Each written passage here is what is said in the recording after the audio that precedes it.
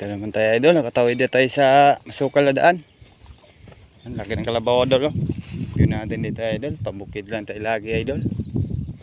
Hindi naman masyadong bukid to idol kasi farm lang to. Tagang masukal lang talaga kasi hirap na hindi malinis. Ano, yung bagay yung kalabaw idol para maubos yung damo, yung buhay gwardiya idol, buhay security.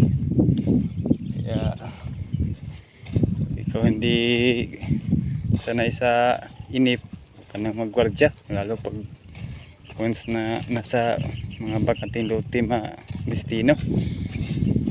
Eh dito naman hindi naman bakanting lote kasi binabantayan talaga kami dito mga idol. Enjoy lang natin idol yung natin pamumuhay natin, pagkikitaan. Ganun talaga. Importante na idol para sa pamilya natin. Nagala-gala ito ngayon idol, nagrurunda. Importante na idol para sa area natin. Makulimlim idol yung panahon. Kung mamayang hapon, babagsak na itong bagyo na to.